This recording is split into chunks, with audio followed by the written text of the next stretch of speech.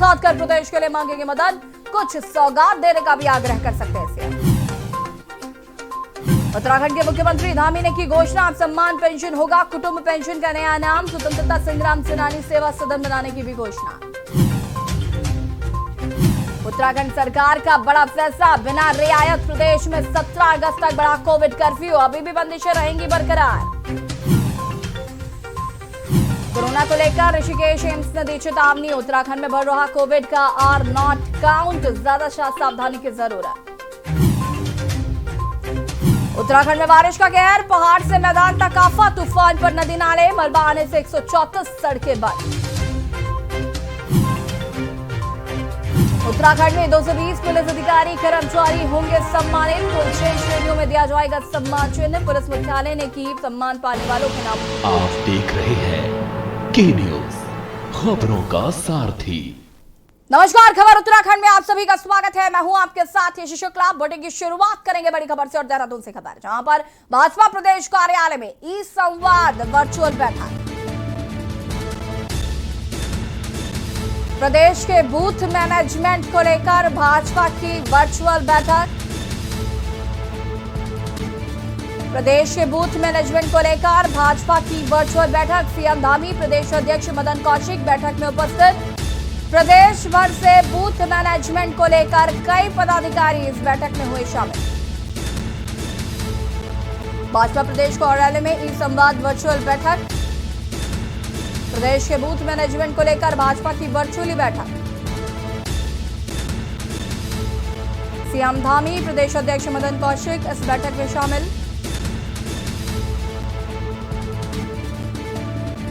और इसी खबर पर ज्यादा जानकारी के साथ हमारे संवाददाता अशोक कुमार फोन लाइन पर जुड़ चुके हैं। अशोक, भाजपा प्रदेश कार्यालय में आज ई संवाद वर्चुअली बैठक हुई, इस बैठक में क्या कुछ अहम रहा, क्या कुछ खास रहा? देखिए, बिल्कुल ऐसे कह सकते हैं कि आज ई संवाद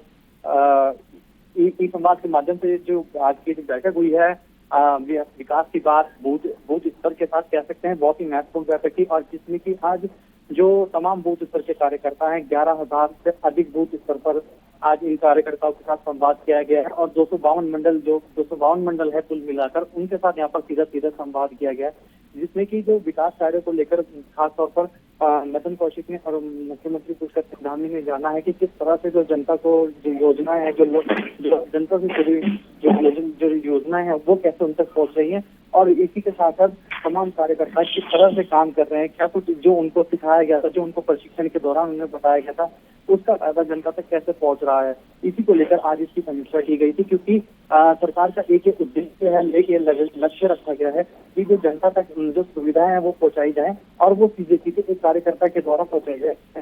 क्योंकि जो जनता जो विकास जो योजना को सारा जाता है, तो देखा गया है तो जनता तक नहीं पहुंचाई जाती। जी अशोक, बिल्कुल।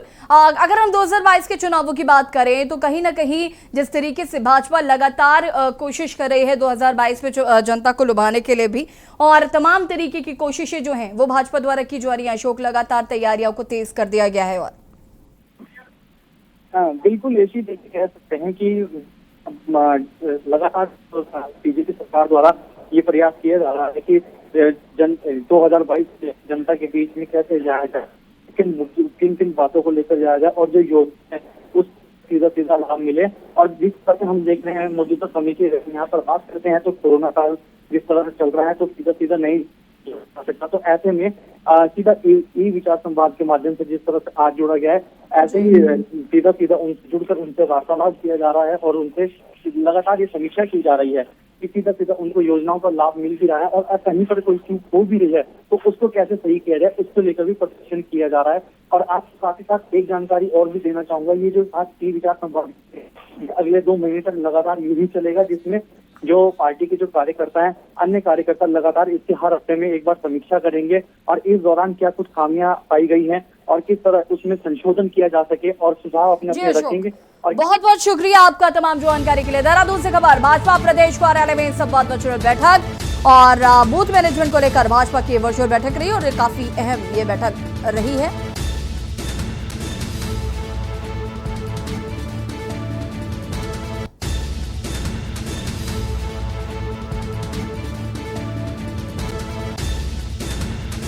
देहरादून से खबर, भाजपा प्रदेश कार्यालय में संवाद वर्चुअल बैठक।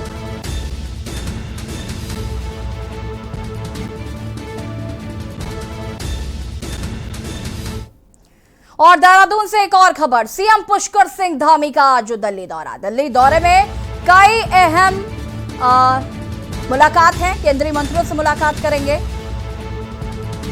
पुष्कर सिंह धामी। पर्यावरण, रेल व अन्य मंत्रियों से सीएम करेंगे मुलाकात। सीएम आज और कल दिल्ली दौरे पे, यानी कि 2 दिवसीय दौरे पर हैं उत्तराखंड के मुख्यमंत्री पुष्कर सिंह धामी। सीएम आज और कल दिल्ली दौरे पर रहेंगे और आग्रह कर सकते हैं उत्तराखंड को कुछ सौगात देने की। कई केंद्रीय मंत्रियों से मुलाकात है। और इसी खबर पर ज्यादा जानकारी के साथ दिल्ली ब्यूरो चीफ अमित दुबे जी हमारे साथ फोन लाइन पर जुड़ चुके हैं। अमित जी, 2 दिवसीय दौरे पर हैं उत्तराखंड के मुख्यमंत्री पुष्कर सिंह धामी। सबसे पहले तो क्या कुछ जानकारी है इनके दौरे को लेकर? देखिए, उत्तराखंड सीएम पुष्कर सिंह धामी लगभग 3 बजे के आसपास दिल्ली पहुंचेंगे। 2:30 बजे दिल्ली पहुंचने का कार्यक्रम है, यानी उत्तराखंड से अगर बात करें तो 3 बजे के आसपास पहुंचेंगे। और उसके बाद केंद्रीय परिवहन मंत्री नितिन गडकरी के साथ उनकी मुलाकात है। कई अन्य मंत्रियों से भी अपॉइंटमेंट लिया गया, अभी तक टाइम निर्धारित नहीं हुआ है। नितिन गडकरी के साथ साथ कई केंद्रीय मंत्रियों से मुलाकात करेंगे, क्योंकि जिसकी मैं लगातार बात करता हूँ कि उत्तराखंड की तमाम योजनाएं जो है वो केंद्र के द्वारा संचालित होती है। ज्यादातर फंड जो है वो केंद्र सरकार का होता है।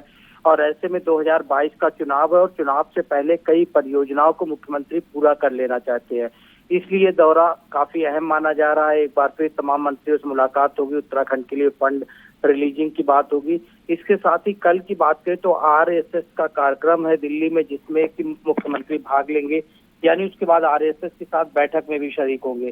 तो 2 दिवसीय दौरा है और अब से कुछ देर बाद लगभग 3 बजे के आसपास जो है मुख्यमंत्री दिल्ली पहुंचेंगे और उसके बाद फिर आगे के कार्यक्रम शुरू होंगे। जी अमित जी, ये मुलाकात जो है ये काफी अहम मानी जा रही है और देखते हैं कि क्या कुछ यहाँ पर सौगात मिलती है उत्तराखंड को। फिलहाल आपका बहुत बहुत शुक्रिया तमाम जानकारी के लिए।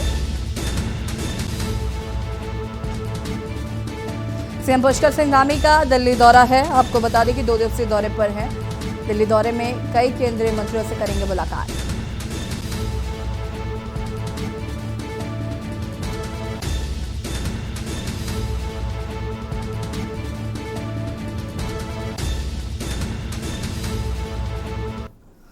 और सीधे आपको ले चलते हैं महोबा, जहां पर उज्ज्वला योजना 2.0 का शुभारंभ कर रहे हैं मुख्यमंत्री योगी आदित्यनाथ। कार्यक्रम में पहुंचे हैं और प्रधानमंत्री नरेंद्र मोदी वर्चुअली जुड़े हैं इस कार्यक्रम में। उज्ज्वला 2.0, उत्तर प्रदेश राज्य में 1.5 करोड़ उज्ज्वला एलपीजी कनेक्शन दिए गए हैं। प्रदेश में वर्ष 2016 तक केवल 55% लोगों के पास एलपीजी कनेक्शन थे, जो आज लगभग सभी लोगों के पास एलपीजी कनेक्शन पहुंच चुके हैं। उज्ज्वला 2.0 योजना के शुभारंभ के साथ इस योजना में उन प्रवासी मजदूरों के लिए विशेष प्रावधान किया गया है जो पहले पते के प्रमाण के अभाव में इस योजना से वंचित रह गए थे। अब एलपीजी कनेक्शन प्राप्त करने के लिए प्रवासी मजदूरों को राहत दी गई है। जब मैं यूनाइटेड नेशन में भारत का स्थायी प्रतिनिधि था, तब से मेरा मानना है कि विश्व में सस्टेनेबल डेवलपमेंट गोल्स एसडीजीज के लक्ष्यों को तभी हासिल किया जा सकता है जब भारत अपने लक्ष्यों को पूर्ण करे। एसडीजी के घोषणा 2016 में हुई, लेकिन प्रधानमंत्री मोदी जी की अनूठी योजनाएं जो मई 2014 से ही अंत्योदय की ओर बहुत प्रभावी रही हैं। उज्ज्वला योजना भी 3 एसडीजीज, एसडीजी 3, एसडीजी 5 और एसडीजी 7 को सीधे तौर पर प्रभावित करती है: हेल्थ, विमेन एम्पावरमेंट और क्लीन फ्यूल। उज्ज्वला योजना 2.0 शुरुआत आज महोबा की पवित्र भूमि से हो रही है। मुझे पूरा विश्वास है कि योजना नारी सशक्तिकरण, ईज ऑफ लिविंग और विकास के अध्याय में एक नया इतिहास रचेगी। महोबा की ये वीर भूमि यहाँ के सूर्य मंदिर के लिए भी प्रसिद्ध है। मुझे आशा है कि आज के इस कार्यक्रम की शुरुआत से हमारी महिलाओं के जीवन में नया सूर्य उगेगा और नई रोशनी आएगी। आज के इस उज्ज्वला योजना 2.0 कार्यक्रम की शुरुआत में प्रधानमंत्री श्री नरेंद्र मोदी जी हमारे बीच उपस्थित हैं और उनकी इस गौरवमयी उपस्थिति से निसंदेह हमें प्रेरणा और बल मिलेगा। मुझे आशा ही नहीं पर पूर्ण विश्वास है कि जिस प्रकार उज्ज्वला पहली योजना के लक्ष्य को समय से पहले हासिल किया गया, उसी प्रकार उज्ज्वला 2.0 के लक्ष्य में भी हम समय से पहले ही हासिल करेंगे। बहुत बहुत धन्यवाद।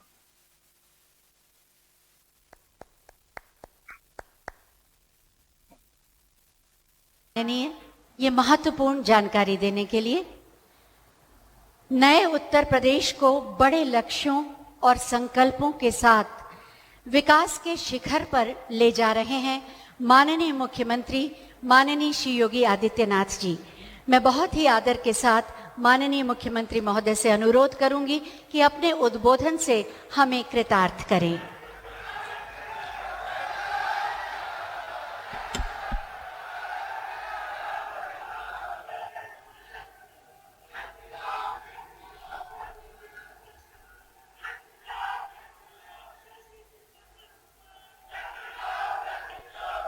उज्ज्वला योजना के द्वितीय चरण के कार्यक्रम के शुभारंभ के अवसर पर अपना मार्गदर्शन एक बार फिर पूरे देश और विशेष रूप से उत्तर प्रदेश वासियों को प्रदान करने के लिए मैं उत्तर प्रदेश के नागरिकों की ओर से आदरणीय प्रधानमंत्री जी का हृदय से स्वागत करता हूं, अभिनंदन करता हूं। आज के इस कार्यक्रम में केंद्रीय पेट्रोलियम और प्राकृतिक गैस मंत्री माननीय श्री हरदीप सिंह पुरी जी, पेट्रोलियम और प्राकृतिक गैस विभाग के राज्य मंत्री माननीय श्री रामेश्वर तेली जी, उत्तर प्रदेश सरकार में मेरे सहयोगीगण उप मुख्यमंत्री द्वय श्री केशव प्रसाद मौर्य जी, डॉक्टर दिनेश शर्मा जी, आज के इस कार्यक्रम में विशेष रूप से यहां पर उपस्थित लोक निर्माण विभाग के राज्य मंत्री श्री चंद्रिका प्रसाद उपाध्याय जी, इस जनपद के प्रभारी मंत्री डॉक्टर जीएस धर्मेश जी, माननीय सांसद कुंवर पुष्पेंद्र सिंह चंदेल जी, माननीय विधायक श्री राकेश गोस्वामी जी, ब्रजभूषण राजपूत जी, सचिव पेट्रोलियम और प्राकृतिक गैस, आईओसीएल, बीपीसीएल, एचपीसीएल के चेयरमैन तथा अन्य सभी अधिकारीगण, मैं इस वीर भूमि महोबा से आदरणीय प्रधानमंत्री जी का हृदय से स्वागत करता हूं, अभिनंदन करता हूं और आभार व्यक्त करता हूं कि उज्ज्वला योजना के द्वितीय चरण के कार्यक्रम के लिए भी उन्होंने उत्तर प्रदेश की धरती को चुना है। इसके लिए मैं उत्तर प्रदेश की 24 करोड़ जनता की ओर से उनका हृदय से आभार भी व्यक्त करता हूं। हम सब जानते हैं कि आज से 6 वर्ष पूर्वी उत्तर प्रदेश के बलिया से आदरणीय प्रधानमंत्री जी ने उज्ज्वला योजना के प्रथम चरण का शुभारंभ किया था। पूरे देश के अंदर 8 करोड़ लोगों को निःशुल्क रसोई गैस के कनेक्शन और सिलेंडर उपलब्ध करवाने में इस योजना ने जहां ग्रीन एनर्जी के क्षेत्र में प्रत्येक नागरिक के जीवन में व्यापक परिवर्तन लाने का कार्य किया, वहीं न केवल इसके माध्यम से पर्यावरण की रक्षा अपितु नारी गरिमा और सम्मान की रक्षा और उनके स्वास्थ्य की रक्षा भी इसके माध्यम से हुई। अकेले उत्तर प्रदेश के 1.5 करोड़ परिवारों को पहले चरण में इस योजना का लाभ प्राप्त हुआ और कोरोना कालखंड में तो आदरणीय प्रधानमंत्री जी ने 6 महीने तक इन सभी लाभार्थियों को निःशुल्क रसोई गैस के सिलेंडर भी उपलब्ध कराए और इसके लिए पूरे प्रदेश के अंदर 1817 करोड़ 28 लाख रुपए कोरोना कालखंड में फ्री में रसोई गैस के सिलेंडर उपलब्ध करवाने में भी उन सभी लाभार्थियों को देने का कार्य किया गया। मुझे आज आदरणीय प्रधानमंत्री जी, जब आप उज्ज्वला योजना के द्वितीय चरण का शुभारंभ कर रहे हैं, ये सचमुच नारी गरिमा और उनके स्वास्थ्य की रक्षा के साथ आपके द्वारा प्रदान किया गया एक उपहार है और इसकी लोकप्रियता का अंदाजा इसी बात से लगाया जा सकता है कि सितंबर 2019 के 7 माह पूर्व ही 8 करोड़ लोगों को इस योजना का लाभ मिल चुका था और उत्तर प्रदेश में लगभग 1.5 करोड़ परिवार इस योजना से लाभान्वित हो गए थे। उससे पहले 2014 के पहले रसोई गैस के कनेक्शन के लिए और रसोई गैस के भरे जिनके पास कनेक्शन था उन्हें सिलेंडर उपलब्ध हो, इसके बारे में यह एक दिवा स्वप्न जैसा बन गया था। जिनके पास कनेक्शन थे उन्हें समय पर रसोई गैस के एलपीजी सिलेंडर नहीं उपलब्ध हो पाते थे और जिन लोगों के पास कनेक्शन नहीं थे वे लोग इस बात के लिए तरसते थे कि हमें भी रसोई गैस के सिलेंडर कनेक्शन मिल जाते तो हम भी जो पॉल्यूशन, जो प्रदूषण लकड़ी से, कोयला से, केरोसिन से होता है उससे बच पाएंगे और अपने उत्तम स्वास्थ्य की कामना कर पाएंगे।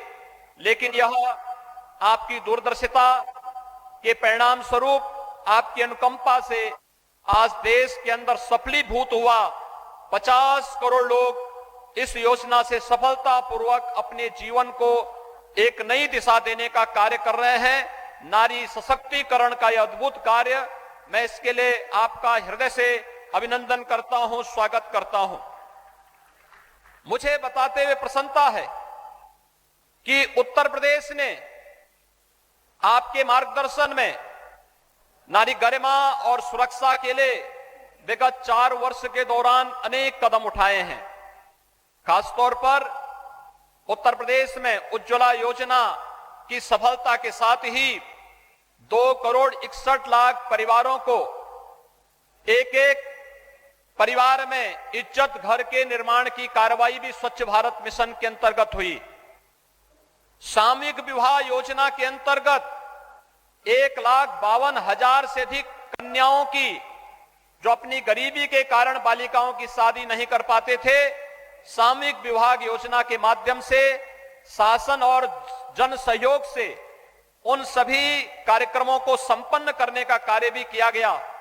बालिका के जन्म लेने से लेकर के स्नातक की शिक्षा के लिए प्रदेश में कन्या सुमंगला योजना प्रारंभ की गई।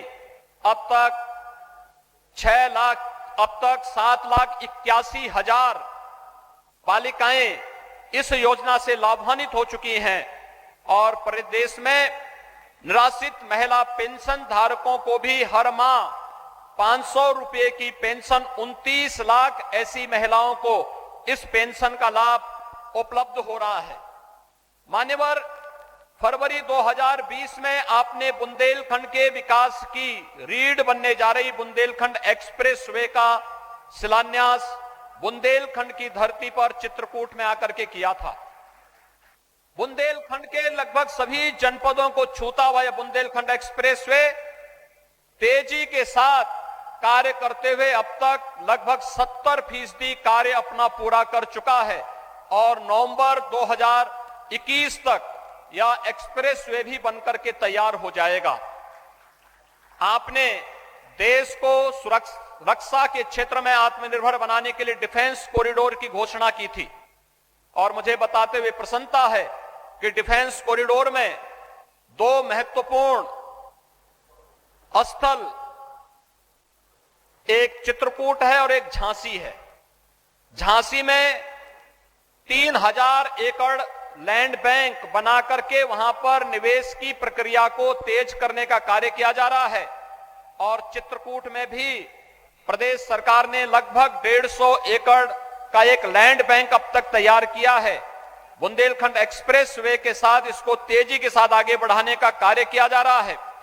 कानपुर, अलीगढ़, लखनऊ और आगरा में भी इस प्रक्रिया को तेजी के साथ आगे बढ़ाने का कार्य किया जा रहा है और आपने वर्षों से जल के लिए अभिषिक्त इस बुंदेलखंड को जल जीवन मिशन में हर घर नल की योजना देकर के यहां के लोगों के जीवन में मंगल ही मंगल करने का कार्य किया है।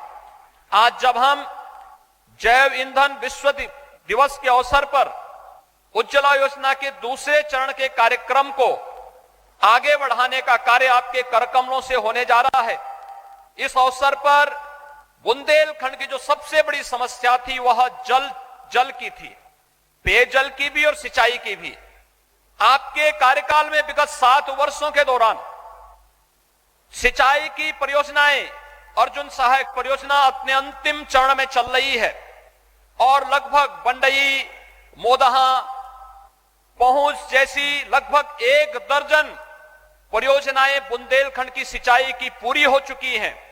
ये न केवल खेतों को जल की सुविधा उपलब्ध कराएंगे, सिंचाई की सुविधा उपलब्ध कराएंगे, बल्कि इनके माध्यम से जो जलाशय यहां बनाए गए हैं उन जलाशयों से उनको ट्रीटमेंट करने के बाद शुद्ध पेयजल की आपूर्ति जल जीवन मिशन के माध्यम के लिए बुंदेलखंड वासियों को शुद्ध पेयजल की आपूर्ति के लिए आपकी कृपा से यहां पर किया जा रहा है। और मुझे बताते हुए प्रसन्नता है कि 40% तक जल जीवन मिशन का कार्य यहां पर अब तक पूरा हो चुका है और हमारा प्रयास है कि दिसंबर 2021 तक बुंदेलखंड की सभी पाइप पेयजल स्कीम को, हर घर नल की योजना को हम बुंदेलखंड के अंदर पूरा कर सकेंगे। इसके साथ ही आपने उड़ान योजना के अंतर्गत भी देश को और उत्तर प्रदेश को बहुत कुछ दिया।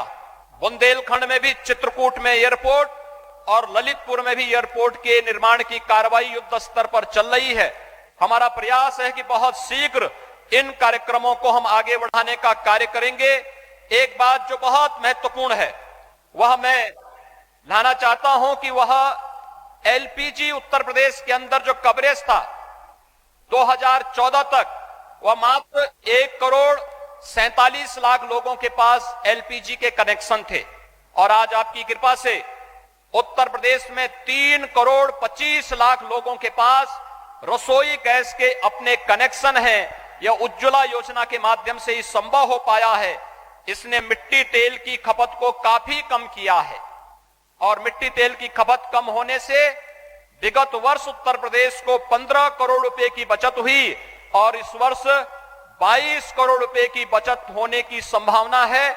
आज का यह कार्यक्रम आपके द्वारा एक बार द्वितीय चरण के उज्ज्वला योजना का शुभारंभ आप बुंदेलखंड की धरती और महोबा की वीर भूमि से आपके करकमलों से प्रारंभ होने जा रहा है। मैं बुंदेलखंड वासियों की ओर से, उत्तर प्रदेश वासियों की ओर से आपका एक बार फिर से आभार व्यक्त करते हुए हृदय से स्वागत और अभिनंदन करता हूं। धन्यवाद। जय हिंद। बहुत बहुत धन्यवाद दीदी। अपने उद्बोधन के माध्यम से आपने बदलते हुए उत्तर प्रदेश की सुंदर तस्वीर सबके सामने रखा। आपको हम बताना चाहेंगे कि इस समारोह का सीधा प्रसारण पूरे देश में किया जा रहा है। उज्ज्वला योजना के प्रथम चरण का सफर कैसा रहा और द्वितीय चरण की यात्रा कैसी होगी, इसी पर आधारित एक छोटी सी फिल्म बनाई गई है। आइए देखते हैं। और यहाँ पर आपने यूपी के मुख्यमंत्री योगी आदित्यनाथ